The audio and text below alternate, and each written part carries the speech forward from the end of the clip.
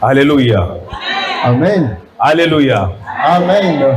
Praise the Lord. Alléluia. Soyons tous bénis ce matin. Parce Parce que nous avons choisi d'être aux bons endroits. Et je pense que lorsque nous sommes ici ce matin, nous sommes tous en joie. Ou bien on a forcé quelqu'un d'être ici ce matin. Et si c'est la volonté que tu as pris avant d'arriver ici ce matin, là tu es le plus béni ce matin. Amen. Amen. Et la parole de Dieu nous dit, et lorsque vous venez dans la maison de Dieu, vous allez tout faire. Vous allez chanter, vous allez danser, vous allez faire beaucoup de choses. Mais si vous ne donnez pas de la nourriture à votre âme, vous faites du mal à vous-même. Alléluia. Amen. Cela veut dire que notre âme aussi a besoin de manger. Et c'est la raison pour laquelle ce matin, nous sommes encore là pour donner la nourriture spirituelle à toute âme ici présente ce matin. Et si vous permettez, nous allons remettre le message dans la main du Seigneur. Prions. Seigneur, nous te disons merci pour cette opportunité. Merci pour la grâce que tu nous as encore offerte ce matin. Nous sommes là en tant que membres. Nous voulons que tu nous parles à travers ton messager. Bénis ce message au nom de Jésus de Nazareth. Amen. Amen. Amen. Amen. Amen. Amen. Gloire soit donnée à notre Dieu le Tout-Puissant pour la grâce qu'il nous a donnée afin de devenir des fidèles adorateurs dans sa maison aujourd'hui. Nous sommes vraiment des fidèles adorateurs dans sa maison parce que nous avons trouvé la grâce aux yeux de Dieu. Bien que nous avons cette grâce, et la vie dans laquelle nous sommes aujourd'hui présente beaucoup de défis. Lorsque cette vie présente beaucoup de défis, cela nous oblige. Cela oblige tout croyant, cela oblige tout disciple de Jésus-Christ à embrasser une vie de persévérance. Alléluia. Amen. Ça nous oblige tous à embrasser une vie de persévérance. Et c'est la raison pour laquelle chacun d'entre nous doit savoir sa position en Christ aujourd'hui. Et chacun doit savoir où il est et où il va. Et c'est la raison pour laquelle j'ai intitulé mon message de ce matin La persévérance dans les œuvres de Dieu. Alléluia. Amen. La persévérance dans les œuvres de Dieu. Quelqu'un va se poser la question ce matin. Et c'est quoi cette persévérance qu'on nous sommes en train de dire? Et c'est quoi la persévérance d'ailleurs? La persévérance est la qualité de maintenir ses efforts continue malgré les obstacles devant nous. Et la persévérance, c'est aussi la capacité malgré les défis. Et la persévérance est aussi définie comme une détermination et la volonté de poursuivre un objectif ou un idéal. Alléluia. Amen. La volonté de poursuivre ce qui est idéal. C'est pourquoi j'avais dit préalablement que la vie présente beaucoup de défis. C'est pourquoi chacun d'entre nous doit essayer d'embrasser la vie de persévérance.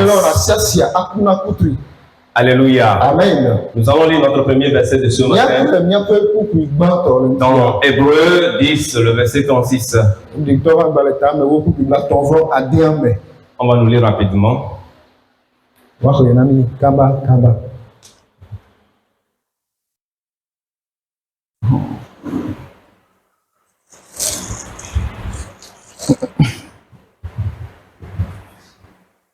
Hébreux 10, le verset 36. Car vous avez besoin de persévérance, afin qu'après avoir accompli la volonté de Dieu, vous obteniez ce qui vous est promis. Amen. Amen. Allah bana di dodo nyami bana lele wa mawo lololula nya ko dodo ya. Amen. Amen. Amen. Car vous avez besoin de la persévérance. Vous avez besoin de la persévérance. Afin que après avoir accompli la volonté de Dieu, vous obteniez ce qui vous est promis. Nous tous ici présents, nous avons besoin de la persévérance. Tu peux dire que toi tu es au degré de tes désirs. Tu ne rencontres pas des obstacles dans ta vie. Mais je vais te dire ce matin, si tu as l'étiquette du chrétien, tu as besoin de la persévérance dans tous les domaines de ta vie. Nous avons tous besoin de la persévérance dans tous les domaines de notre vie. Le passage dans lequel nous venons de lire, nous avons trois choses très importantes à relever ici. Et la première des choses, c'est la persévérance. Et la deuxième des choses à relever ici, c'est la volonté de Dieu. Et la troisième des choses à relever, la promesse faite à ceux qui embrassent la persévérance. Alléluia. Amen. La persévérance. La persévérance. Nous allons se focaliser sur la persévérance. Pourquoi tout chrétien a besoin de la persévérance? Alléluia. Amen. Si on te pose cette question aujourd'hui, depuis fort longtemps, tu as donné ta vie à Christ. Et on te dit encore ce matin que tu as besoin de persévérer. De persévérer dans les domaines précis de ta vie. Nous avons besoin de cette persévérance pour plusieurs raisons. La première des raisons que ça nous permet d'atteindre nos objectifs. La première des questions à te poser ce matin. Est-ce que tu as un objectif? Alléluia. Amen. S'il n'y a pas d'objectif, on ne peut pas parler de la persévérance. Donc si tu as un objectif, en ce moment, tu peux parler de la persévérance. Et ça permet d'atteindre les objectifs fixés dès le départ. Ça permet d'atteindre les objectifs fixés dans tous les domaines de notre vie. Et ça nous permet de surmonter les obstacles qui sont dans notre vie. Et avancer vers nos aspirations. Quel que soit personnel ou professionnel ou spirituel. Nous n'allons pas toucher au doigt au côté professionnel, mais nous allons toucher au doigt au côté spirituel ce matin. Mais en tant que tout humain ici présent, dans tous les domaines de notre vie, peu importe le domaine financier que physique, nous avons tous besoin de la persévérance pour atteindre l'objectif que nous avons fixé. La deuxième des raisons qui nous pousse à être persévérants, ça nous permet d'être inspirés ou bien inspirer les autres. La persévérance va attirer les autres à être persévérants comme toi. Si vous êtes deux dans une maison et une personne est persévérante dans tout ce qu'il est en train de faire, ça attire le second. Alléluia. Ça attire le prochain à être comme lui aussi. Et la troisième des choses que nous devons avoir aussi, ça maintient la motivation. Si tu es persévérant, une motivation intérieure nous anime. Ça nous anime le jour au jour. Parce que nous allons atteindre l'objectif que nous avons poursuivi. Et ça nous aide aussi à construire la confiance en soi. Si nous sommes persévérants, nous avons une confiance qui existe en nous. Nous avons une confiance en soi. Est-ce que tu as confiance en toi? Vous devez changer de mentalité.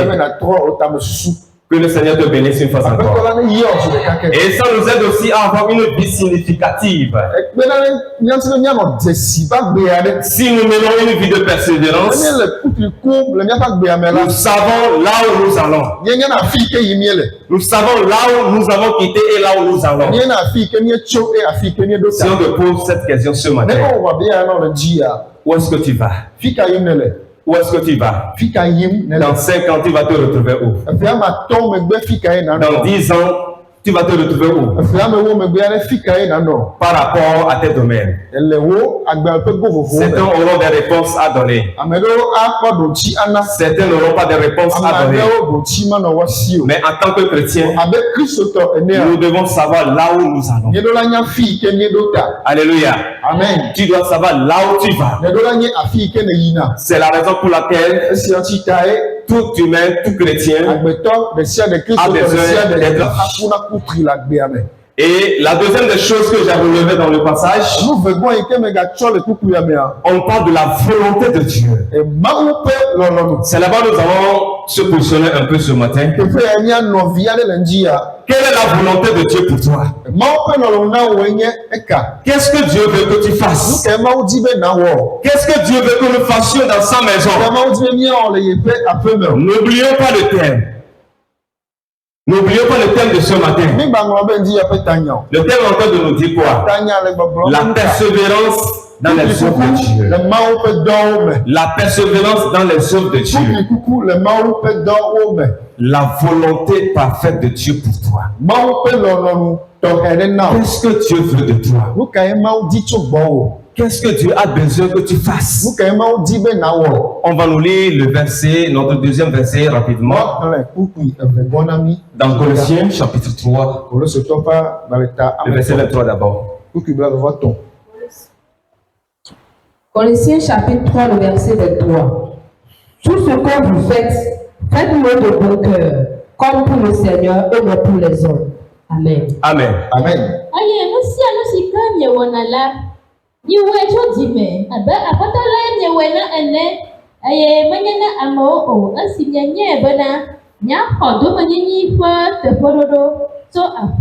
Amen. Amen. Amen. Amen. Tout ce que vous faites, faites-le de bon cœur.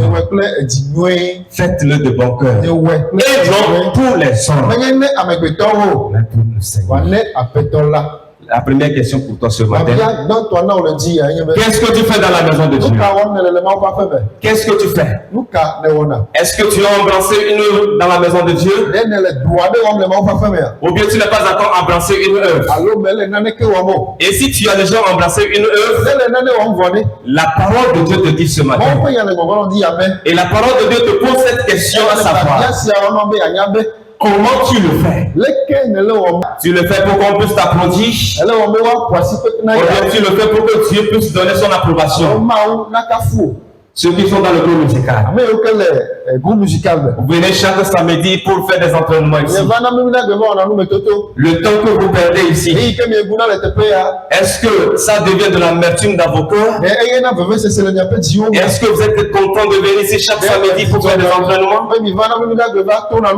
Si vous êtes content, là vous êtes béni ce matin. Si vous êtes content dans sa faisabilité, là vous avez un bon cœur envers le Seigneur.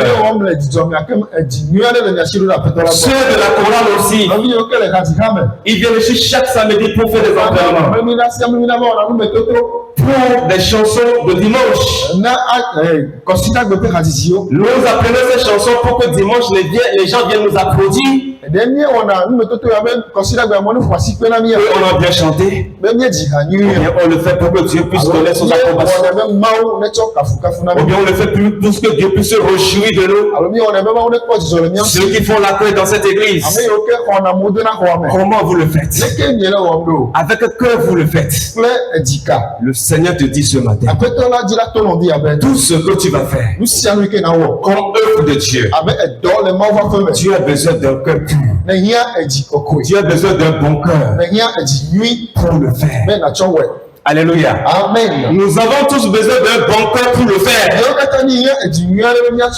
Parce qu'il y a une promesse. Alléluia. Amen. Quand le verset 24 nous donne une promesse.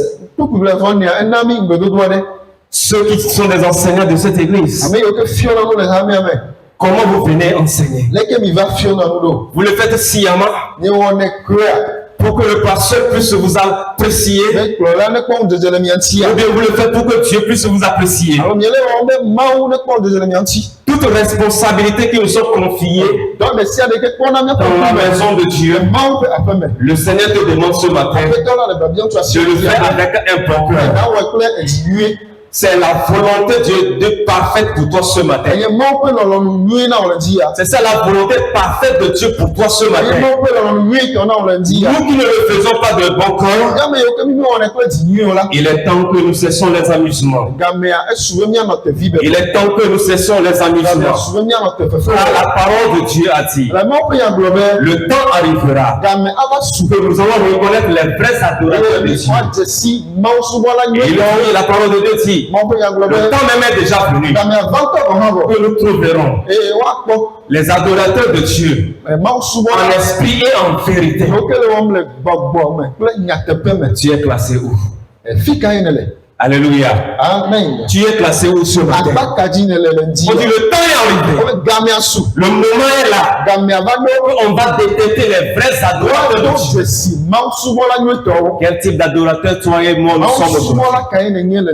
Est-ce que nous l'adorons dans la vérité? Tout ce que nous faisons comme œuvre dans sa maison, est-ce que nous le faisons dans la vérité? Ou bien nous le faisons avec hypocrisie?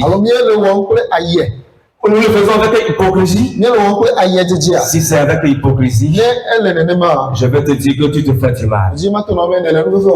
Alléluia. Amen. Nous nous faisons du mal. Tu te fais du mal. Nous devons se repentir. Car le Seigneur a ses yeux fixés sur nous chaque jour. Le pasteur ne peut pas te voir. Des fois, on peut tromper le pasteur de l'église. On peut tromper les amis de l'église. Mais le Seigneur que nous adorons, nous ne pouvons jamais lui tromper. Nous ne pouvons jamais tromper notre Créateur. Parce qu'il est le seul Dieu qui voit nos cœurs. Qui voit l'intérieur de nous-mêmes. Qui voit l'intérieur de nous-mêmes. C'est la raison pour laquelle ce matin, le Seigneur m'envoie vers toi pour te dire que il est temps que nous laissons les amusements. Alléluia. Il est temps que nous laissons les amusements pour embrasser les œuvres de Dieu avec persévérance. Pour embrasser les œuvres de Dieu avec persévérance.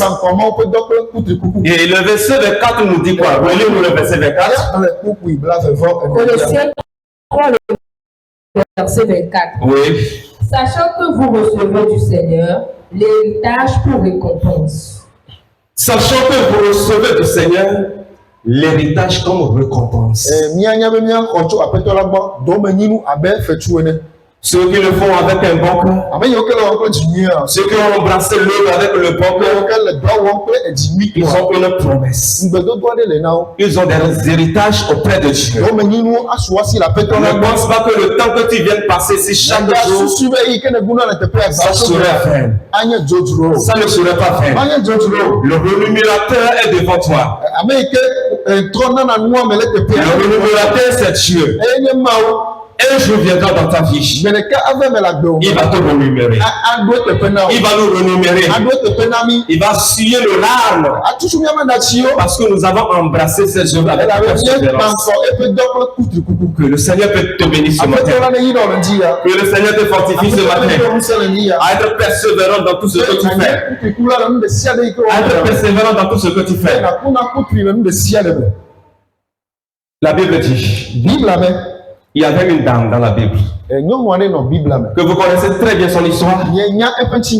Elle s'appelait Tabitha. Qui signifie habituellement Dorcas. Alléluia. Amen. Les gens comprennent habituellement l'histoire. Bien une fois lu l'histoire là. Mais cette histoire est remplie de beaucoup de leçons. Je dis, l'histoire là est remplie de beaucoup de leçons. Elle est une disciple de Jésus. Elle est comme nous aujourd'hui. Elle est l'adorateur de Dieu. Et quelles sont les qualités de cette dame? La Bible dit, elle est intègre. Dans son intégrité, elle ne s'arrête pas seulement là-bas. Dans l'église, qu'est-ce qu'elle a autre fait? Qu'est-ce que Dorcas fait d'habitude dans l'église? Elle a ciblé les pauvres. Elle a l'habitude de cibler les veuves. Et elle ne fait que les aider de jour au jour. Alléluia. Elle ne fait que les aider le jour au jour. C'est sa mission dans l'église. Je dis, c'est sa mission dans l'église. Mais un jour, la Bible dit, malheureusement pour elle, elle tomba malade. Et elle est morte. Alléluia. Amen. Elle est morte. Cela veut dire que si tu es persévérant aussi, si tu as embrassé les œuvres de Dieu, un jour tu peux mourir aussi. Alléluia. Amen. Un chrétien aussi meurt. Et d'ailleurs, la mort, c'est du bénéfice pour le chrétien. Alléluia. Amen. La Bible dit, elle a perdu sa vie. Elle était dans une ville appelée Jopé en ce moment. Et lorsqu'elle est morte, et les veuves qui l'entouraient ont commencé par pleurer. On commençait par pleurer. En ce moment, ils se sont rappelés qu'il y avait Pierre qui était dans une ville très proche de Jopé qui s'appelle Lida. Et il était en mission dans cette ville-là. Rapidement, ils ont envoyé 2 personnes pour amener Pierre vers cette ville qui s'appelle Jopé. Rapidement, Pierre était arrivé vers cette femme. Alléluia. Amen. Lorsqu'il est arrivé, lorsque Pierre était arrivé, on a vu Dorcas morte sur la chambre haute. Et ce qu'il a remarqué, c'est que les femmes en train de pleurer. Les femmes pleuraient. Quel genre de pleurs? Elle pleurait ce que cette dame faisait dans l'église. Oh, c'est lui qui m'a payé cette tunique là. Oh, c'est lui qui m'a donné l'habit là. C'est lui qui m'a fait ceci. On ne voit plus la mort réelle qu'elle a perdue. On est en train de voir les œuvres qu'elle a faites avant de mourir. La question pour toi ce matin, si c'était toi, on peut pleurer ta mort. Est-ce que quelqu'un dans l'église peut pleurer ta mort? Vous dites que le frère là est parti, ne peut plus me donner ceci. Oh, la soeur là qui vient arranger l'église là, chaque dimanche est parti. Oh, le frère là qui donne de l'argent dans l'église chaque jour est parti. Est-ce qu'on peut pleurer de la sorte pour toi? Ou bien on va dire paix à son âme. Alléluia. Amen. On te dira paix à son âme. Et on va te demander quand est-ce qu'on va l'enterrer. Non. Ce n'était pas le cas dans la vie de Dorcas. La Bible dit, lorsque Pierre est arrivé auprès de Dorcas, et il a appris comment Dorcas a embrassé le ministère de Dieu avec persévérance. Et d'ailleurs, Pierre connaît bien Dorcas. Et connaît comment elle est scellée pour les œuvres de Dieu. Et il a eu la compassion envers Dorcas. Et Pierre a dit aux veuves, sortez de la salle. Sortez de la salle. Il a fait sortir tout le monde à la salle. Et il s'est mis en genoux. Il a prié. Il a dit Dorcas, lève-toi. Lève-toi. Brusquement, quelque chose de miraculeux s'est passé. La Bible dit, cette dame s'est levée. Alléluia. Amen. La Bible dit, cette dame s'est levée. Elle s'est levée. Elle s'est levée. Dorcas s'est levé. Qu'est-ce qui a occasionné la résurrection de Dorcas? Alléluia. Amen. Alléluia. Amen. Elle a trouvé grâce aux yeux de Dieu. Parce qu'elle est persévérance dans les œuvres de Dieu. Elle est persévérance chaque jour dans les œuvres de Dieu. Elle a l'amour envers tout le monde dans l'église. Elle a eu la grâce aux yeux de Dieu. Elle a survécu. Au lieu qu'on devait l'enterrer, elle est devenue vivante. Ce matin, que cette grâce de Dorcas se localise aussi. Que cette grâce nous localise aussi. Pour que nous aussi, aujourd'hui, nous puissions emprunter cet art. Pour que tout ce que nous aurons embrassé, que Dieu va mettre sur notre cœur, nous allons le faire librement. Nous allons le faire librement. Nous allons le faire librement envers les autres. Que le Seigneur te soutienne ce matin. Que le Seigneur te soutienne ce matin. La persévérance, c'est le fruit du bon résultat. La persévérance donne toujours un bon fruit. Alléluia. Amen. Je dis, la persévérance donne toujours un bon fruit. Peut-être toi tu es en train de prier pour quelque chose dans un domaine précis et jusqu'à présent tu n'as pas encore une réponse. Persévère toujours. Je vais te dire persévère toujours. Continue par être persévérant. Un jour viendra dans ta vie, le Seigneur va se souvenir de toi. Un jour viendra dans ta vie, le Seigneur va dire ça suffit comme ça. J'ai vu tes pleurs, j'ai vu tes larmes, que la joie remplace tes larmes aujourd'hui. Le Seigneur va te dire que la joie remplace tes larmes aujourd'hui. Et ça serait ainsi dans ta vie. Alléluia. Amen. Ça serait ainsi dans ta vie. Nous sommes arrivés à un moment où chacun d'entre nous doit savoir quel Dieu il adore. Nous sommes arrivés à un moment où nous devons savoir que nous ne sommes que des étrangers sur cette terre. Nous sommes arrivés à un moment que chacun d'entre nous doit savoir que Dieu nous a confié une mission. Et d'ailleurs, nous sommes en mission sur la terre. Nous sommes en mission sur la terre. Étant donné que l'opportunité nous est présentée, saisissons-le en même temps. Saisissons les opportunités en même temps pour embrasser les bonnes œuvres dans la maison de Dieu.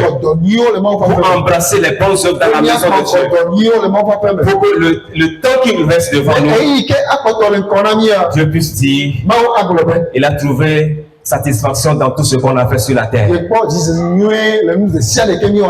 temps arrivera, Dieu dira de toi, j'ai trouvé satisfaction de dans tout ce que tu as fait.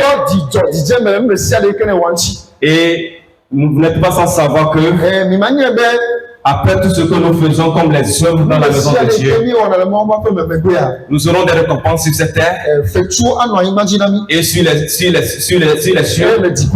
nous aurons encore des récompenses. Nous avons double récompense. Si chacun d'entre nous ici sait bien que nous avons double récompense à recevoir auprès de Dieu, chacun doit être scellé pour les œuvres de Dieu. Chacun doit être scellé pour les œuvres de Dieu. Je ne dis pas d'ignorer nos domaines financiers. Je ne dis pas d'ignorer les autres domaines de notre vie. Mais priorisons le domaine spirituel de notre vie. Les œuvres de Dieu d'abord. Les œuvres de Dieu d'abord. Et après, nos œuvres vont suivre. Et le Seigneur va jaillir sa bénédiction sur nous. Toi qui es là ce matin, tu es en train d'écouter la persévérance dans les œuvres. Et la parole de Dieu nous dit, si nous sommes persévérants, Dieu s'implique dedans. L'implication de Dieu vient dedans. Et ça nous donne un bon résultat. Pour que notre âme puisse changer en joie. Tu as écouté ce message, peut-être tu es content. Et tu veux être persévérant aussi. Mais écoute ceci ce matin. C'est la seule personne qui donne le vouloir et le pouvoir, c'est le Christ. Je dis, la seule personne qui donne le vouloir et le pouvoir, c'est le Seigneur Jésus-Christ. Tu peux avoir envie de le faire. Mais si tu n'as pas Christ dans ta vie, tu vas essayer. Mais tu ne peux pas le faire. Tu vas essayer. Mais tu ne peux pas le faire. Donc je te conteste ce matin. Je te conseille ce matin d'être parmi les enfants de Dieu. D'être un vrai croyant. D'être un vrai fidèle de Dieu. Afin de bénéficier de toutes ces grâces-là. Et toi qui es ici ce matin, et tu as reçu Jésus-Christ qui est déjà dans ta vie, et tu n'arrives pas à être persévérant, je vais te demander humblement, prie au Seigneur. Prie au Seigneur. Il va jaillir ta grâce sur ta vie. Et tu vas être persévérant dans tous les domaines. Tu vas être persévérant dans tous les domaines. Et dans toutes ces choses-là, n'oubliez pas la volonté de Dieu. N'oubliez pas la volonté de Dieu. N'oublions pas la volonté de Dieu. Ce que le Seigneur fait de nous. Faisons cela d'abord. Faisons cela d'abord. Que le Seigneur te bénisse. Qu'il te fortifie. Qu'il te soutienne. Nous allons prier. Seigneur, nous te disons merci. Merci pour ta parole. Merci parce que tu as parlé pour nous ce matin. Nous avons écouté tout ce que tu as dit.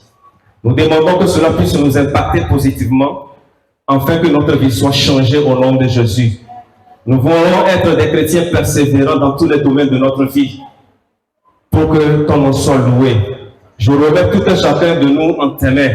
Fortifie-nous. Nous avons la volonté, mais nous n'avons pas le pouvoir. Donne la capacité et le pouvoir de le faire afin que ton nom soit loué. Je remercie Dieu pour la vie de tous ceux qui sont présents. Pour ceux qui ne sont pas aussi arrivés, que cette grâce les localise au nom de Jésus, afin que ton nom soit loué dans les cieux. Au nom de Jésus, nous avons prié. Amen. Amen.